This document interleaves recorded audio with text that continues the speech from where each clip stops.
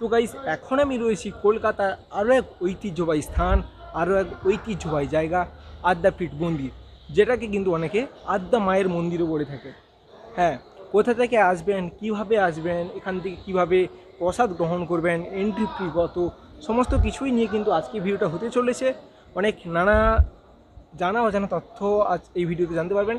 তো চলো ভিডিওটা স্কিপ না করে সম্পূর্ণ ভিডিওটা দেখতে থাকো, লেটস গো। আমি কিন্তু এখন আদ্যাপীঠ মন্দির যে মেন এন্ট্রান্সের গেটের ঠিক সামনেই রয়েছে, ঠিক আছে। আর ব্যাকগ্রাউন্ডে এবং পাশে কিন্তু আপনি মোটামুটি অনেক রকমের ডালামালা দোকান পেয়ে যাবেন। তো চলো এবার আমরা এন্ট্রান্সের ভিতরে প্রবেশ করব এবং এখানকার যে পুজো দেওয়ার যে রীতিগুলো কী রয়েছে সমস্ত কিছু কিন্তু মোটামুটি আপনাদের কাছে ডিটেলসে তুলে ধরবো, ঠিক আছে। তো এন্ট্রান্সে প্রবেশের সাথে সাথেই মোটামুটি আপনি এখানে স্বামীজির একটা স্ট্যাচু এবং একটা মন্দির দেখতে পাবেন। এটা হচ্ছে মেন নাগ মন্দির, যেটা আমি জানলাম এখান থেকে।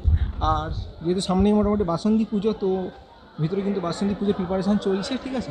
আর এই গাড়িতে করেই মোটামুটি এখন ঠাকুর আসছে।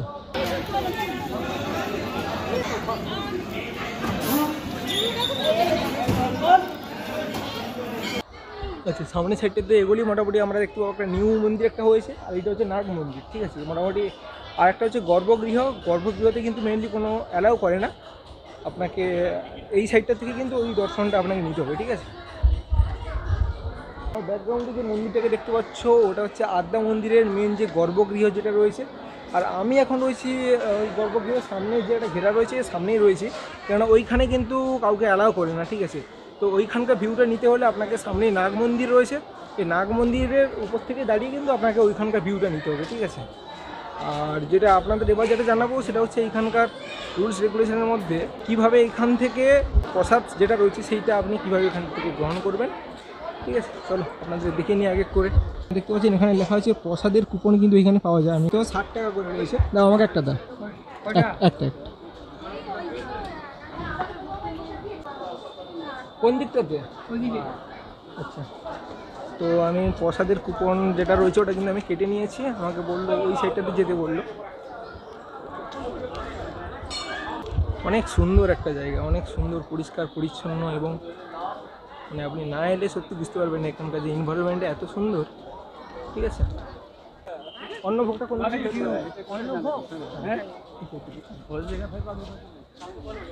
ওই যে আপনার কুপনটা কাটা হলো, কাটা থেকে এসে রাইট নিতে হবে আপনাকে, ঠিক আছে।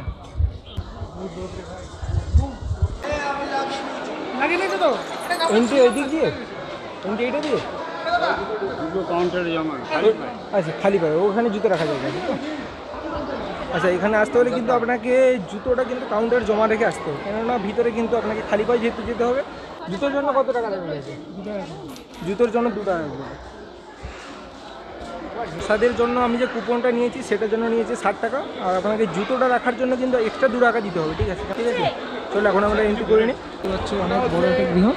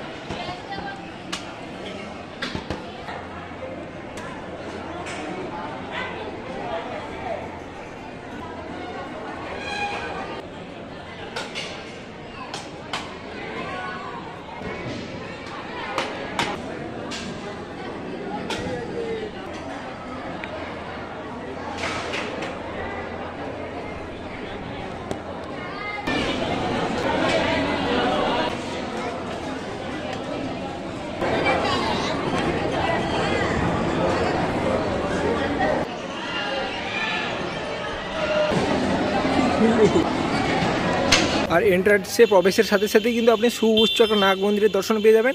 আর ঠিক এই সাইডটা দিয়ে এলেই, অর্থাৎ রাইট সাইডে কিন্তু আপনি অনেক কার পার্কিংয়ের একটা সুব্যবস্থা পেয়ে যাবেন, ঠিক আছে। তো দেখতে পাচ্ছ 2 চাকাগুলি কিন্তু লাইন দিয়ে সাজানো আছে, এবং 4 চাকা কিন্তু একটু ভিতরের দিকে, ঠিক আছে। আর এখানে আপনার সারণী দেওয়া আছে।